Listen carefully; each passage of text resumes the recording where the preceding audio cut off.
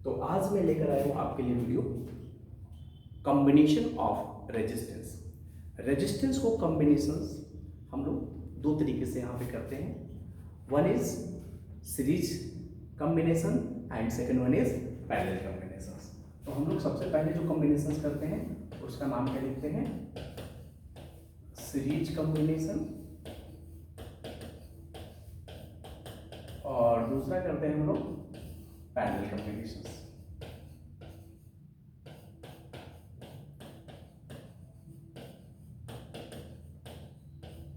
तो सबसे पहले हम लोग सीरीज कॉम्बिनेशंस के बारे में समझते हैं कि सीरीज कॉम्बिनेशंस कैसे करते हैं और इसकी क्या कहानी है। तो सबसे पहले देखिए, रेजिस्टेंस को जो हम लोग रिप्रेजेंट करते हैं इस तरीके से रेजिस्टेंस को रिप्रेजेंट किया जाता है। ये रेजिस्टेंस है अपना, और इन रेजिस्टेंसों को हम लोग कंबाइन कैसे करते हैं। तो सबसे पहले हम लोग बात करते हैं सीरीज कॉम्बिनेशन, और सीरीज कॉम्बिनेशंस में कैसे कंबाइन होता है उसके बारे में बात करते हैं। सीरीज कॉम्बिनेशंस, जैसे मैंने यहाँ पे दो रेजिस्टेंस लिया, एक रेजिस्टेंस है अपने पास R1 और दूसरा रेजिस्टेंस है R2। जब हम लोग इसको कंबाइन करते हैं तो इसके एक एंड को इसके दूसरे एंड से कंबाइन करते हैं। मतलब कहने का क्या हुआ, यहाँ से इसे हम लोग कंबाइन कर देंगे और दूसरा एंड जो है ये फ्री रहेगा, ये दोनों एंड को हम लोग कंबाइन नहीं करेंगे। तो एक एंड को हम लोग क्या करते हैं, कंबाइन करते हैं, उसी को बोलते हैं हम लोग सीरीज रेजिस्टेंस। जैसे सीरीज कंबाइन, जैसे मान लीजिए कि एक रेजिस्टेंस है अपने पास R1 और ये दूसरा रेजिस्टेंस है R2। तो ये जो कनेक्शंस हुआ, इस कनेक्शंस को हम लोग बोलते हैं सीरीज कनेक्शन। इसमें हुआ क्या है कि देखिए ये रेजिस्टेंस है, तो इसका जो दो टर्मिनल है, एक टर्मिनल इधर आया है और दूसरा टर्मिनल इधर आया है। इसका जो एक टर्मिनल इधर है, दूसरा टर्मिनल इधर है, तो इसके एक टर्मिनल को हमने कंबाइन किया है, दूसरा टर्मिनल जो है मैंने क्या कर दिया, फ्री कर दिया है। वो कंबाइन नहीं है, वो फ्री है। जैसे इधर वाला ये फ्री है और इधर वाला ये फ्री है, तो इसे हम लोग बोलते हैं सीरीज कॉम्बिनेशन। और सीरीज कॉम्बिनेशंस में जो R इक्विवेलेंट की वैल्यू होती है, R इक्विवेलेंट, या इसी को हम लोग बोलते हैं रिजल्टेंट रेजिस्टेंस, या इसी का एक नाम होता है total resistance. Total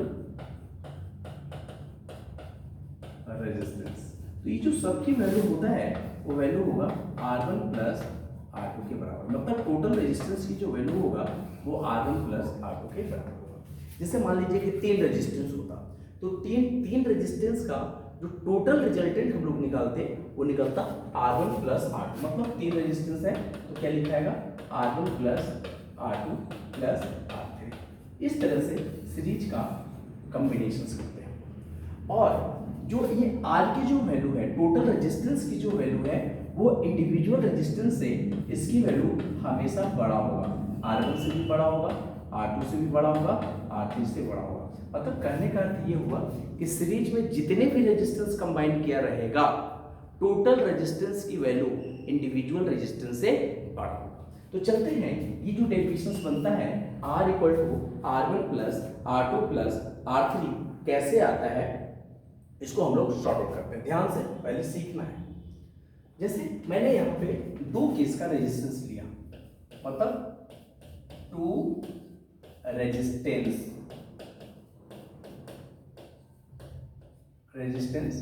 connected in series, connected in series.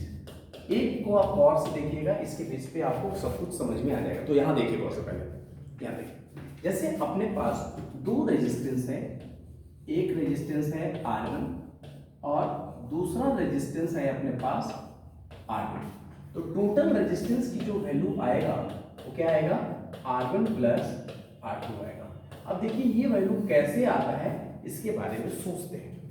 तो आपको एक बात आपको केवल याद करना है, ऐसे बुक में दिया हुआ दो लाइन को याद करने के लिए, मगर एक सिंपल बात याद रखना है कि जब भी सीरीज कनेक्शंस होता है, in series connection,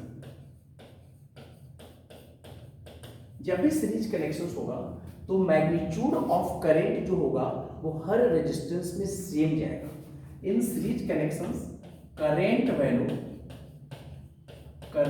value B same.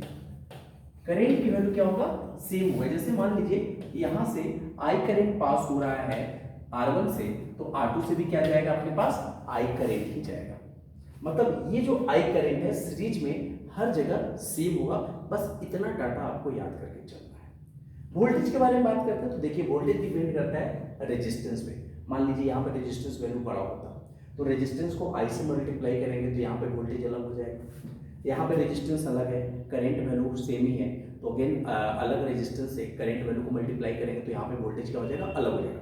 यानी कहने का अर्थ क्या हुआ कि सीरीज कनेक्शंस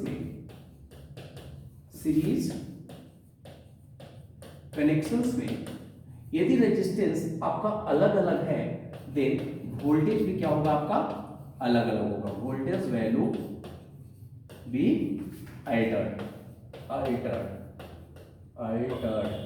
या अलग अलग लिख सकते हैं, या डिफरेंट वोल्टेज वैल्यू भी डिफरेंट भी लिख सकते हैं। आप दोनों चीज लिखा जा सकता है।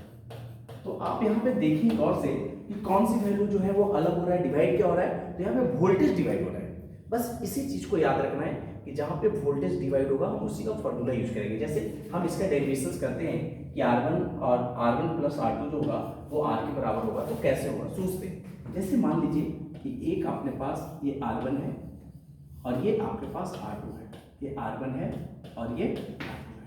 मैंने इसे एक वोल्टेज सोर्स से ऐड कर दिया। ये क्या है अपने पास, बैटरी है, वोल्टेज है। यहां से करंट निकला आई, तो करंट यहां से निकला आई, तो यहाँ पे करंट कितना जाएगा, आई, और यहाँ पे करंट कितना जाएगा, आई। और अभी मैंने आपको बताया था कि सीरीज में करंट की वैल्यू क्या होगा, सेम होगा। अब इस लाइन को गौर से देखिए कि सीरीज कनेक्शंस में वोल्टेज वैल्यू क्या हो रहा है, अल्टर्ड हो रहा है। वोल्टेज हो रहा है वो अलग अलग हो रहा है। तो आप गौर से देखिए कि यहाँ पे R1 है, यहाँ पे I है, तो इस टर्मिनल से इस टर्मिनल पे वोल्टेज जो होगा वो वोल्टेज कितना होगा, तो यहाँ पे वोल्टेज की वैल्यू जो होगा वो V1 होगा और V1 की वैल्यू होगा IR1। यहाँ पे जो वोल्टेज होगा वो V2 होगा और यहाँ पे वैल्यू कितना हो जाएगा, IR2। तो रेजिस्टेंस R1 पे देखिए V1 की वैल्यू कितना हो गया, IR1, और V2 की वैल्यू कितना हो गया, IR2। अब डिवाइड क्या हो रहा है बताइए, वोल्टेज डिवाइड हो रहा है इसमें, क्योंकि ये बात, तो आप इस केस को समझने की कोशिश करना है। और रूल्स ये कहता है कि जितना वोल्टेज आपने यहाँ से सप्लाई किया है उतना ही वोल्टेज यहाँ पे जाएगा। तो वोल्टेज क्या होगा, वोल्टेज क्या हो जाएगा अपने पास, total voltage V1 plus V2। देखिए जो चीज डिवाइड होगा ना उसी के बारे में लिखना होता है। तो यहाँ पे डिवाइड क्या हो रहा है, वोल्टेज डिवाइड हो रहा है, वोल्टेज अलग अलग आ रहा है, तो हमने लिखा V equal to V1 plus V2। एक और रेजिस्टेंस होता तो क्या लिखा जाता, V1 plus V2 plus V3, हर का वोल्टेज लिखते थे। अच्छा, ये जो आपका वोल्टेज सोर्स है, इस वोल्टेज सोर्स को सिंगल रेजिस्टेंस कभी भी दिखाई नहीं पड़ता है। इसे जब भी दिखाई पड़ता है तो टोटल रेजिस्टेंस दिखाई पड़ता है। तो V इक्वल टू हम लोग लिख सकते हैं R1 और R2 को, जो हमने रेजिस्टेंस को कंबाइन किया सीरीज में, तो टोटल रेजिस्टेंस की वैल्यू मान लो कि R आता है। तो V का फॉर्मूला क्या हो गया, IR। V1 क्या होगा, IR1। V2 क्या होगा, IR2। और यहां से क्या करेंगे कि I को हम लोग कॉमन निकाल लेंगे। तो I को कॉमन निकालेंगे तो क्या लिखा जाएगा, देखिए IR equal to IR1 plus IR2, common निकाल लेते हैं, R1 प्लस R2, और यहाँ से I से I कट जाएगा। इसलिए रेजिस्टेंस को जब हम लोग सीरीज में करेंगे तो टोटल रेजिस्टेंस का जो मैग्नीट्यूड होगा वो R1 प्लस R2 होगा। इसके बेस पे आप तीन रेजिस्टेंस का भी केस को कर सकते हैं। जैसे तीन रेजिस्टेंस का केस हम आपको कर करके दिखाते हैं, आप पहले इसको नोट कर लें आराम से। जैसे तीन रेजिस्टेंस का केस मैं आपको करके दिखा रहा हूं। जैसे मान लीजिए कि एक रेजिस्टेंस है आपके पास R1, ये आपके पास रेजिस्टेंस है R2, और ये आपके पास रेजिस्टेंस है R3। हमने क्या किया कि अगेन इसे एक बैटरी से ऐड कर दिया, वोल्टेज सोर्स से ऐड कर दिया। इस वोल्टेज से करंट कितना निकला, I, इससे करंट कितना पास होगा, I, इससे भी करंट कितना पास होगा, I, इससे भी करंट कितना पास होगा, I, हर जगह I करंट जाएगा। अब देखिए R1 के पास वोल्टेज कितना होगा, यहाँ पे वोल्टेज कितना होगा, पहले इस वोल्टेज को V1 मान लेते हैं। R2 के पास वोल्टेज कितना होगा, V2 होगा और R3 के पास वोल्टेज कितना होगा, V3 होगा। क्यों होगा? क्योंकि हर का रेजिस्टेंस वैल्यू अलग अलग है। यदि रेजिस्टेंस वैल्यू अलग अलग नहीं होता तो वोल्टेज क्या होता, सेम होता। रेजिस्टेंस वैल्यू समझ रहे हैं ना? मान लीजिए यहाँ पे बल्ब लगा हुआ है, यहाँ पे फैन लगा हुआ है, यहाँ पे हीटर लगा हुआ है, तो हर का रेजिस्टेंस वैल्यू अलग अलग होगा। तो हर का रेजिस्टेंस वैल्यू जब अलग अलग होगा तो वोल्टेज भी क्या होगा, अलग अलग होगा। अच्छा, ये जो वोल्टेज सोर्स है इसे R1, R2 और R3 दिखाई नहीं पड़ता है, इसे जो दिखाई पड़ता है टोटल रेजिस्टेंस दिखाई पड़ता है। और इससे ये बात भी पता है कि मैंने जो वोल्टेज दिया है वही वोल्टेज इन सबके पास जाकर के मिला है। तो जो टोटल वोल्टेज की वैल्यू हो गया वो कितना हो जाएगा, V1 plus V2 plus V3। अब V का फॉर्मूला क्या होता है, IR। ये R क्या है, टोटल रेजिस्टेंस। V1 क्या हो गया, IR1। V2 क्या हो गया, IR2। और V3 क्या हो गया, IR3। यहां से IR लिखेंगे और I को कॉमन निकालेंगे तो क्या लिखाएगा, R1 plus R2 plus R3। I से I कट गया तो R की वैल्यू क्या आ जाएगा, R1 plus R2 plus R3। तो ये हो गया सीरीज कनेक्शंस में शॉर्ट आउट करने का फॉर्मूला कि सीरीज को हम लोग जो सिंपल एडिशंस होता है R1 plus R2 plus R3 R4, यदि 4 रेजिस्टेंस होता तो क्या करेंगे हम लोग, चारों रेजिस्टेंस को कंबाइन कर देंगे। यदि 5 रेजिस्टेंस होता तो पांचों रेजिस्टेंस को हम लोग क्या करते, कंबाइन कर देते, और ये हमारे पास फॉर्मूला निकल जाएगा resistance when connected in series R1 plus R2 plus R3।